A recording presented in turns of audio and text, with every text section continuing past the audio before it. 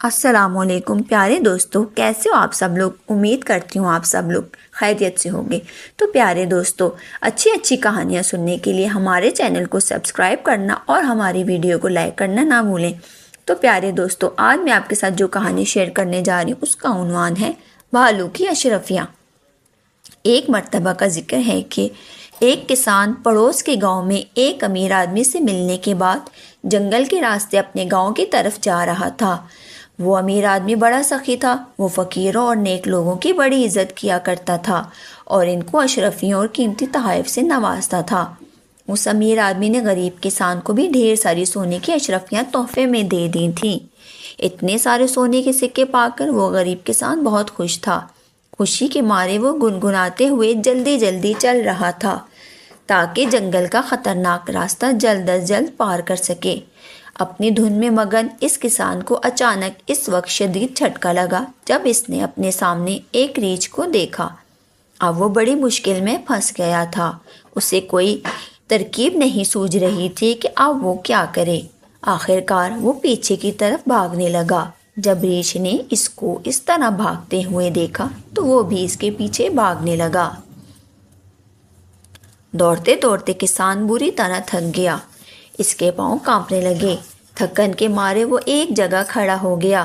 اسی دوران میں ریچھ بھی اس کے پاس پہنچ گیا۔ اب دونوں آمنے سامنے تھے۔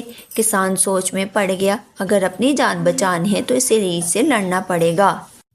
ابھی وہ یہ سوچ ہی رہا تھا کہ ریچھ کسان کے اوپر کود گیا۔ کسان کو بھی اس سے دو با دو لڑنے کے لیے بالکل تیار ہو گیا۔ لڑتے کسان کے ہاتھ میں اچانک ریچھ کی دم آ گئی۔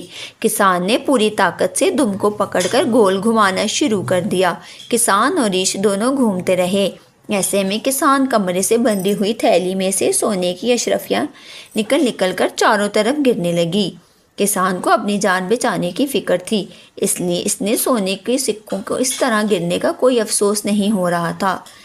وہ بس یہی سوچ رہا تھا کہ اس مصیبت سے کسی طرح چھٹکارا مل جائے۔ وہ دل میں سوچ رہا تھا کہ اگر اس نے ریچھ کی دم چھوڑ دی تو وہ اس کو جان سے مار ڈالے گا۔ کسان اسی سوچ میں ڈوبا رہا کہ ریچھ کی دم کو پکڑ کر اسی طرح گول گھماتے رہنے سے ہی اس کی جان بچ سکتی ہے۔ کچھ دیر تک وہ ایسا ہی کرتا رہا کہ ادھر سے ایک لکڑہارے کا گزر ہوا۔ چاروں طرف پھیلے ہوئے سونے کے سکے اور گول گھومتے کسان کو اور ریچھ کو دیکھ کر اسے بہت حیرت ہوئی۔ وہ ان دونوں کے قریب آیا اور کھڑے ہو کر انہیں غور سے دیکھنے لگا۔ پھر اس نے کسان سے پوچھا، یہ آپ کیا کر رہے ہیں اور چاروں طرف سونے کے سکے کیوں بکھرے ہوئے ہیں؟ کسان نے لکڑہارے کی آواز سن کر اس کی طرف دیکھا۔ اس کے ذہن میں ایک ترکیب آ گئی۔ اس نے اسے اسی طرح گول گھومتے ہوئے کہا، اے لکڑہارے، یہ جو ہر طرف تم سونے کے سکے بکھرے ہوئے ہیں دیکھ رہے ہو، یہ ریچھ کی دم کو پکڑ کر اس طرح گول گھمانے سے نکلے ہیں۔ لکڑہارے کے دل میں لالچ آ گیا۔ اس نے کہا، مجھے بھی ریچھ کی دم پکڑا دیجیے تاکہ میں بھی اسے گول گھما کر کچھ سونے کے سکے حاصل کر سکوں۔ کسان کچھ دیر تو یوں ہی دکھاوے کے لیے ٹالتا رہا، پھر اس نے لکڑہارے کو ریچھ کی دم پکڑا دی اور سونے کے سکوں کو جلدی جمع کر کے وہاں سے بھاگ گیا۔ لالچی لکڑہارا سونے کے سکوں کے لیے اس طرح پریشانی کے عالم میں ریچھ کی دم پکڑ کر گول گھومتا رہا۔ اسے سکے نہ ملے، لیکن ہاں، جب وہ بری طرح تھک گیا تو اس کو لالچ کی سزا مل گئی، یعنی بھالو نے اسے مار کر کھا لیا۔ نتیجہ کیا ہے؟ لالچ بری بلا۔ تو دوستو، کیسی لگی آپ کو کہانی؟ کمنٹ کر کے ضرور بتائیے گا۔ اللہ حافظ۔